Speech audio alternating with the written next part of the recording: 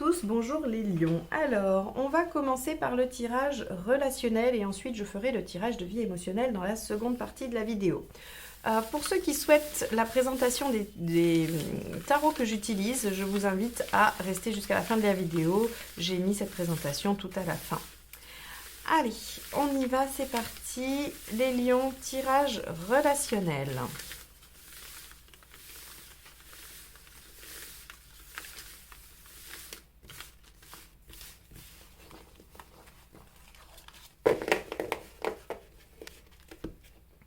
On va aller voir quelle va être la tendance de ce mois. Allez, les lions, celle-ci.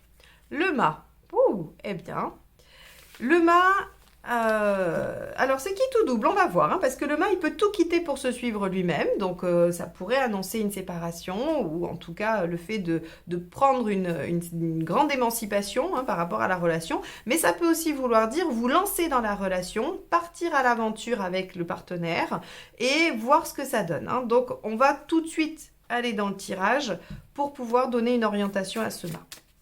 Donc, quel est l'état d'esprit du partenaire et la vôtre? On va aller voir ça. État d'esprit du partenaire, lion.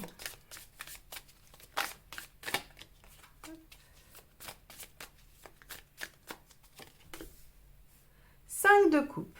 Ok, bon. On va aller voir le vôtre tout de suite. 7 de pentacle. Ok. Donc, on a un partenaire ici en 5 de coupe. Le 5 de coupe, c'est la carte qui pose la question, vais-je être capable de quitter ce que j'ai et auquel je tiens pour aller vers autre chose que je pense meilleure et qui me tient à cœur, mais dont je ne sais rien. Donc là, ici, étant donné que vous êtes en 7 de pentacle, qui est « je veux récolter les fruits de tout ce que j'ai semé », je pense qu'on est plutôt sur une relation soit qui prend une nouvelle tournure, soit qui démarre, avec un partenaire qui doit laisser des choses derrière. Ok. On va aller voir ce qu'il y a à dépasser.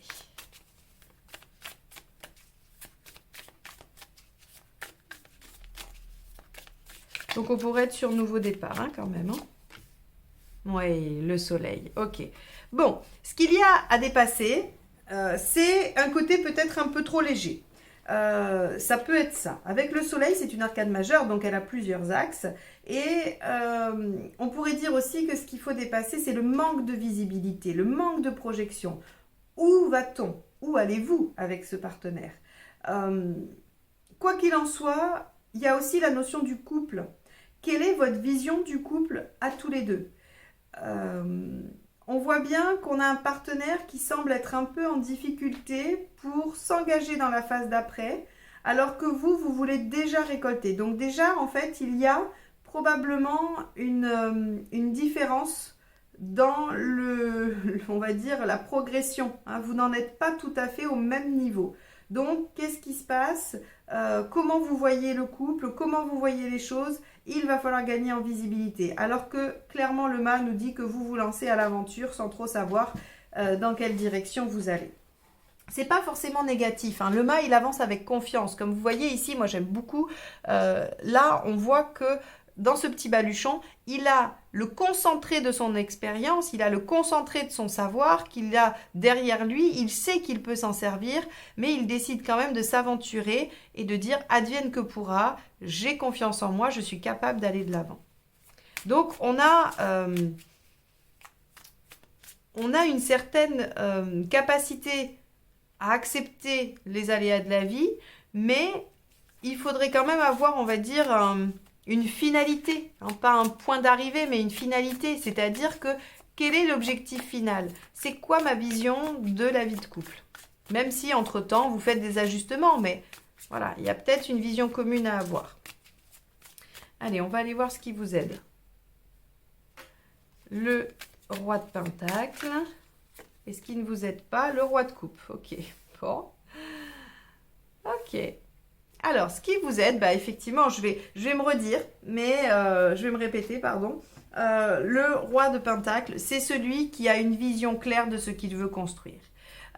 Il a tout en tête. Donc, il n'est pas ici question de vous dire qu'il faut avoir un plan détaillé et ne plus en déroger, qu'il faut être arc-bouté et fermé sur ses objectifs. Il faut juste avoir un plan. Comme ceux qui partent, voilà, se disent bon le plan c'est d'arriver, de dormir à tel endroit ce soir et puis on verra bien ce qu'on trouve sur le chemin.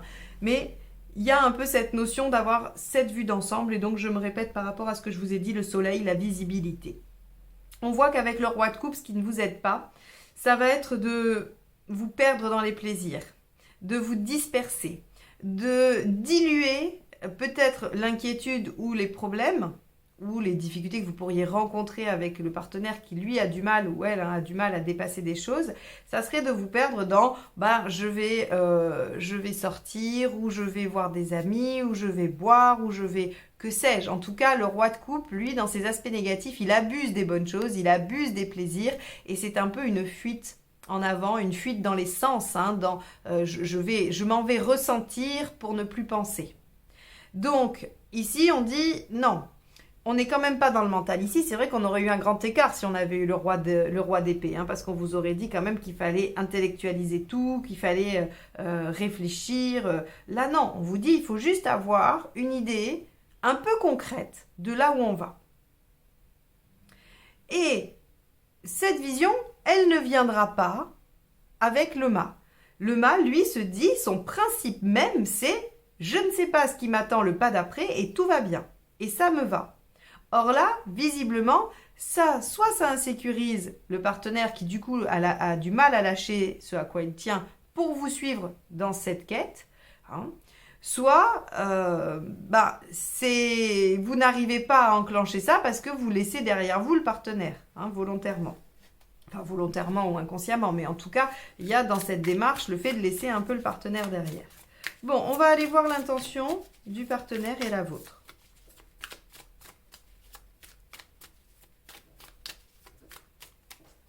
Alors, oui, la maison de Dieu pour le partenaire, ok, bon, ce qui peut être pas mal, ça veut dire que le partenaire peut se décider finalement à tout bousculer pour remanier ses plans, avec un 5 de coupe, c'est bien, parce que le 5 de coupe, on est un peu en difficulté quand même pour lâcher les choses, Et vous êtes en page de pentacle, vous voyez le potentiel et vous avez envie de l'exploiter. Bon, vous êtes dans le fait de vous dire que cette relation, elle peut être très porteuse parce que vous avez envie de récolter. Probablement que vous avez déjà investi des choses dans cette relation, que ce soit du temps, de l'énergie ou peu importe.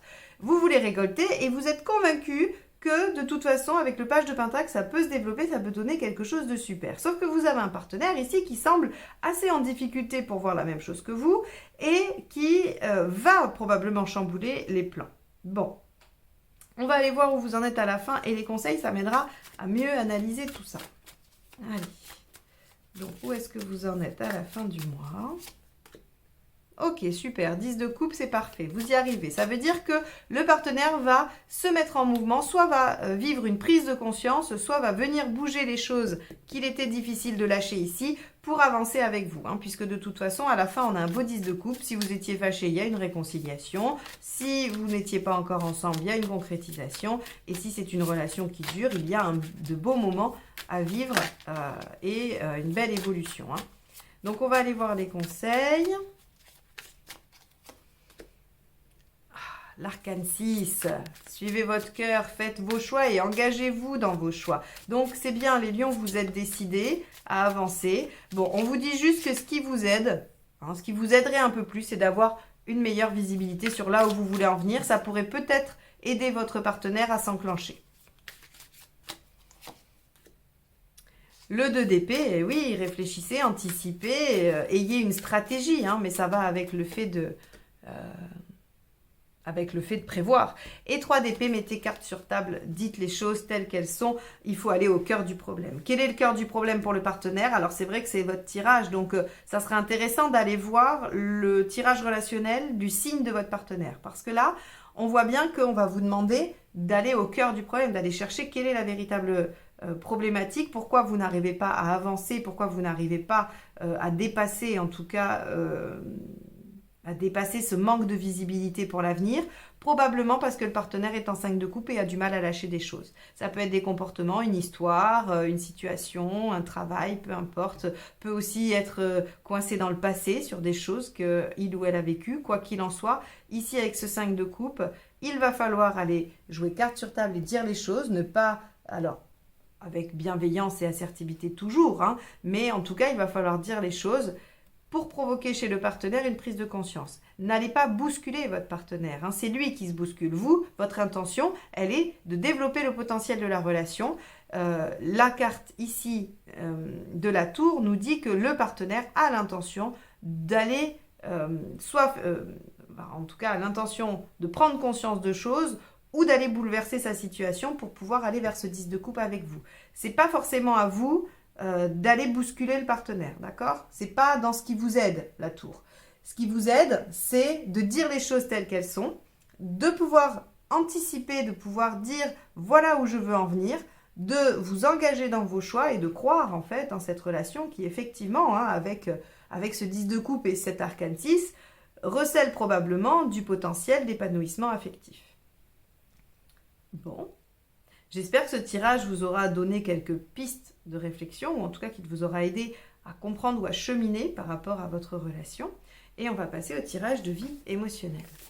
Pendant que je range les cartes, je me permets de vous rappeler que je propose des formations et qu'il y en a le 20 et 21 mai, je crois. Oui, c'est ça, le week-end du 20 et 21 mai. Donc, vous pouvez encore vous inscrire sur les arcades majeures.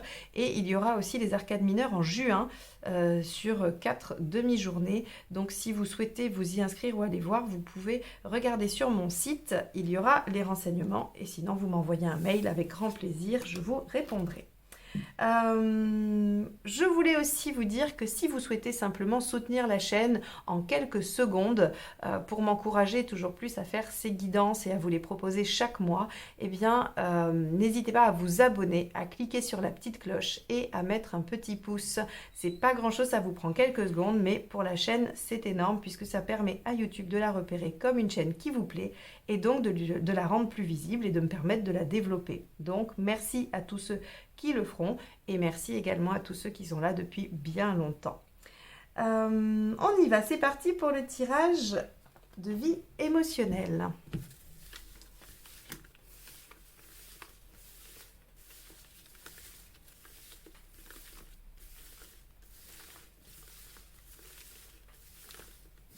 Allez, les lions, vie émotionnelle sur la période de mai et début juin.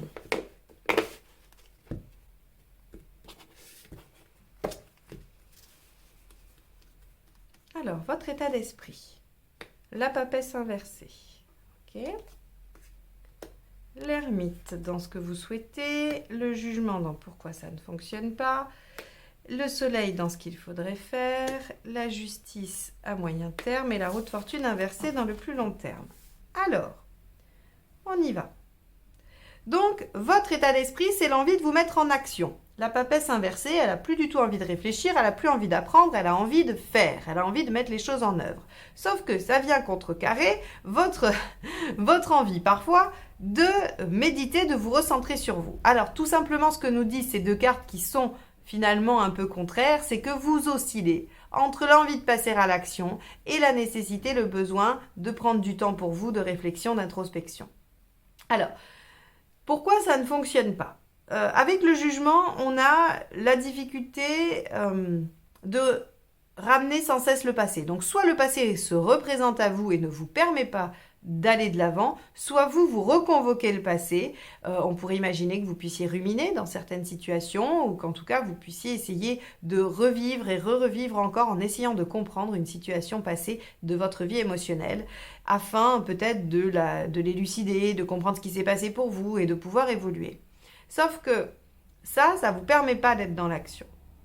Ça ne vous permet pas de réaliser cette papesse inversée qui dit « Ok, maintenant, je me tourne vers l'avant et je me mets en route. » Alors, ce qu'il faut faire, le soleil inversé, il faut ne pas choisir la facilité. Alors, ça peut paraître bizarre de dire ça parce qu'en général, quand on rumine, quand on reconvoque le passé, ce n'est pas la facilité. Or, c'est la facilité dans le sens où c'est un mécanisme qui se produit et que vous n'allez pas forcément mettre en œuvre. C'est comme ça vient à vous, les pensées du passé ou le fait de ressasser, ça se présente et vous n'avez pas d'effort à faire pour ça. Alors que pour essayer de mettre le passé derrière vous, eh bien l'effort est réel. C'est-à-dire que quand surviennent les pensées négatives ou les ruminations, le fait de vous dire non, je ne vais pas accorder de temps à ça, non, je ne vais pas penser à ça et je vais mettre quelque chose d'autre en place, c'est là où ça demande un effort. C'est pour ça qu'on a le soleil inversé en conseil qui nous dit il va falloir ne pas choisir la facilité qui est peut-être de se laisser glisser dans l'introspection du passé.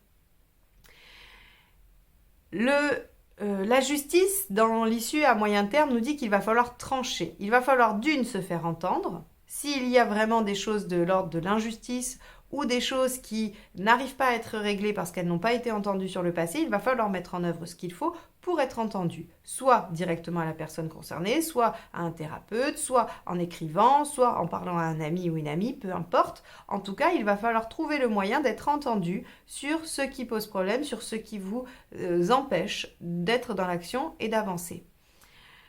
Parce que, avec la roue de fortune inversée, on vous dit que les choses sont un peu répétitives, qu'on revient sans cesse dans le même mécanisme. Donc ici, il y a chez vous une grande ambivalence entre l'envie de se mettre en action et le besoin, probablement, de clôturer ce passé qui est là, qui n'est pas guéri ou qui n'est pas compris, qui n'est pas digéré, qui n'est pas assimilé. Comme je vous l'ai dit, la justice ici nous dit je vais être entendu, ou en tout cas je vais trouver le moyen d'être entendu pour pouvoir trancher et retrouver l'équilibre. Donc, j'aurais tendance à vous conseiller de mettre en œuvre des choses, de vous mettre en action sur des petites choses. Si la grande action qui serait peut-être de vous tourner vers une nouvelle rencontre ou d'ouvrir les choses pour vous, si ça c'est un peu compliqué, on vous dit déjà essayez d'éloigner ce qui vous fait cogiter, ce qui est en tête, ce qui vous empêche d'aller de l'avant, essayez de mettre des petites choses en place. C'est-à-dire quand ça se présente, vous dire non, à chaque fois que je pense à ça, je vais, je vais sauter 3 fois à pieds joints, ou je vais faire un tour sur moi-même, ou je vais boire un verre d'eau, ou je vais, je ne sais pas quoi, me mettre à faire quelque chose qui me demande toute ma concentration et qui ne me permet pas de penser. Si vous faites déjà ces petites choses-là, vous allez réussir à être moins enclin à ruminer. Et vous pouvez aussi vous dire, si je pense à ça et que c'est tellement présent, au lieu de le repousser, je vais trouver quelqu'un pour exprimer ce que je ressens à ce moment-là et ainsi accueillir l'émotion qui me traverse. Et si elle est entendue, si elle trouve un écho dans une oreille attentive, vous allez pouvoir dépasser ça. Donc, les lions, il est impératif, si vous voulez pouvoir vous mettre en action de façon efficace, que vous puissiez régler quelque chose qui semble pour vous pas encore tout à fait au clair. Les choses, de toute façon, prennent du temps. Si c'est le deuil d'une ancienne relation, on vous dit avec la roue de fortune qu'il y a un temps incompressible des choses pour qu'elles se mettent en œuvre. Ici, on vous dit il y a un temps incompressible pour que vous puissiez faire ce deuil ou que vous puissiez comprendre ce qui s'est passé et passer à autre chose. Quoi qu'il en soit, la clé, c'est de ne pas choisir la facilité, de ne pas vous laisser happer par ce qui est difficile et d'aller... en tout cas, de trouver une solution pour être entendu. Comme je l'ai dit, l'écriture peut aussi être tout à fait un moyen d'extraire ça. C'est l'écriture cathartique. Moi, j'aime bien ça. En tout cas, je trouve ça très efficace. Vous écrivez et ça extrait les choses de vous. Elles sont couchées sur le papier et elles ne sont plus en vous. Et l'émotion est entendue, reconnue et en tout cas acceptée comme telle. Voilà pour vous, les lions, dans ce que l'on peut voir de ce tirage de vie émotionnelle. J'imagine que si vous arrivez à faire ça, les choses vont s'enclencher, la roue de fortune va se renverser et vous allez pouvoir entrer dans un nouveau cycle. Et pour les célibataires qui souhaitent rencontrer, les choses devraient se mettre en place après cette démarche-là. Voilà pour vous. Écoutez, je vous remercie de m'avoir écouté jusque-là. Pour ceux qui veulent la présentation des tarots, c'est juste après. Je vous dis un bon mois de mai et à très bientôt pour de nouvelles guidances. Bye bye. Alors, pour ces différents tirages, j'ai utilisé le portail des 12 d'Aliasqué pour les cartes signes qui se trouvent ici. J'ai utilisé également les arcanes majeures du tarot de Marseille, de chez Grimaud, le basique. Pour le tirage relationnel, on a utilisé le Mermaid Tarot de Lesa Robertson, illustré par Julie Dillon. Et j'ai pris les arcanes majeures du tarot de Marseille revisité par Frédéric Agide pour le tirage de vie émotionnel. Si vous souhaitez vous les procurer, je pense qu'ils se trouvent dans toutes les librairies ésotériques, voire même peut-être les librairies classiques qui ont un rayon développement personnel. Concernant ce que je vous propose, il y a une session de formation qui se fait sur le mois de mai, le 20 et 21 mai, je crois, en tout cas sur le week-end du 21 mai. Vous pouvez aller voir sur mon site, il y a le lien juste en dessous de la vidéo, vous pouvez aller voir les modalités d'inscription, les tarifs, ce que je vous propose. Et si vous souhaitez vous y inscrire, eh bien n'hésitez pas à m'envoyer un message, ce sera avec plaisir que je vous accueillerai dans ce groupe dans lequel il reste encore quelques places. Je vous propose aussi des guidances personnalisées, comme je le disais au milieu de la vidéo. Donc n'hésitez pas également à aller voir sur mon site de réservation pour trouver le créneau qui vous convient, la durée de séance qui vous convient. Et je serai ravie de vous avoir en guidance personnalisée. Voilà pour ce mois-ci. J'espère que vous avez apprécié les guidances et que vous apprécierez aussi que je mette la présentation à la fin pour vous laisser le choix ou non de la regarder. Et comme ça, les vidéos commencent directement sur vos tirages. Je vous souhaite un excellent mois de mai et un bon début de mois de juin. Et je vous retrouve très vite pour les guidances générales. À bientôt. Bye bye.